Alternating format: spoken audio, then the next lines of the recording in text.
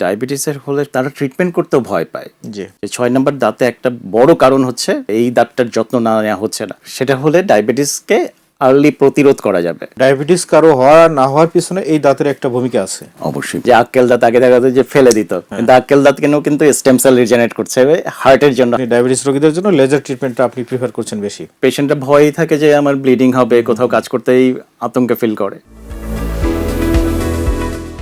Diabetes রোগীরা দাঁতের যত্নটা কিভাবে নেবে এবং তাদের কোন ধরনের দাঁতের যদি কোনো ট্রিটমেন্ট দরকার হয় তাহলে তারা কোন পদ্ধতিটাকে বেছে নেবে? ডায়াবেটিসের হলে প্রথম দেখার বিষয় যে দেখা যায় যে মাড়িতেও কিন্তু আমাদের জেনারেলিস্ট বোন লস হয় এবং দাঁতগুলো সহজেই নড়ে যায়, ক্ষতর দিকে চলে যায়, গাম ডিজিজগুলো লেগেই থাকে, পেরিডন্টাল ডিজিজ লেগেই থাকে। তো এইগুলো এবং তারা ট্রিটমেন্ট করতেও ভয় পায়। জি। আর খাবার জমে থাকার এগুলো বিষয়টা আছে, তো সেটা আমরা সহজেই কিন্তু লেজারের মাধ্যমে তাদেরকে ট্রিটমেন্ট দিচ্ছি। লেজার দিয়ে সুবিধাই হলো যে একদম ব্যাকটেরিয়া ফ্রি এনভায়রনমেন্ট করে দিতে পারছি। এবং এই ডায়াবেটিক পেশেন্টের সবচেয়ে বেশি ভয় থাকে হচ্ছে ব্লিডিং হবে। আমরা ম্যানেজমেন্টাল লেজারের সুবিধা হলো যে কোনোভাবেই ব্লিডিং নিয়ে তার ভয় পাওয়ার কোনো শঙ্কাই নেই। ডায়াবেটিস লেভেল যাই থাকুক না কেন, আমরা এটাকে খুব সহজেই, কারণ লেজারের কাজ করে মানে ক্যাপিলারিগুলোকে সিল করতে করতে অ্যাডভান্স হয়, ব্লাড ভেসেলগুলো সিল হয়ে যায়।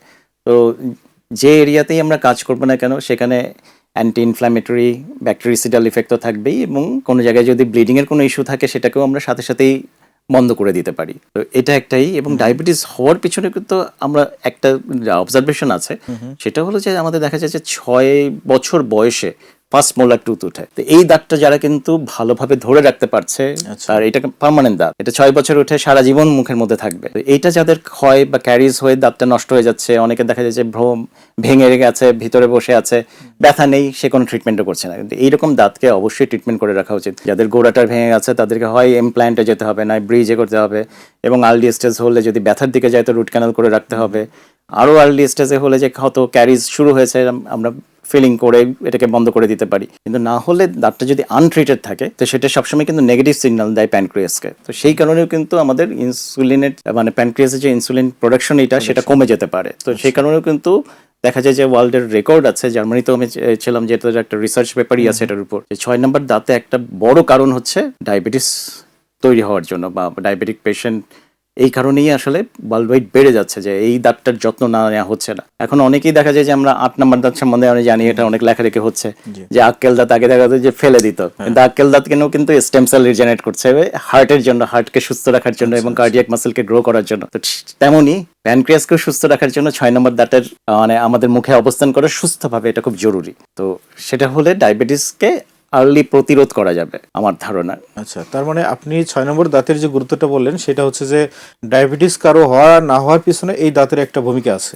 অবশ্যই, এটা এই দাঁতের বলতে দাঁতের যত্নের একটা ভূমিকা আছে। যত্নের ভূমিকা আছে। সেক্ষেত্রে যত্নটা আপনি কিভাবে ব্যাখ্যা দিবেন, মানে কি ধরনের যত্ন? নারী রাস্তার একমাত্র নাম ফেমিকন, যেন কাশফুলের নরম ছোঁয়া।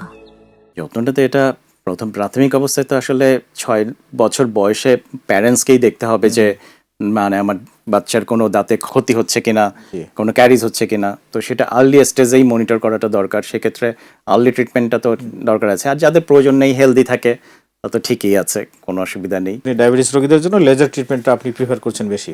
ডায়াবেটিসের জন্য, কারণ পেশেন্টটা ভয়ই থাকে যে আমার ব্লিডিং হবে, কোথাও কাজ করতেই আতঙ্কে ফিল করে।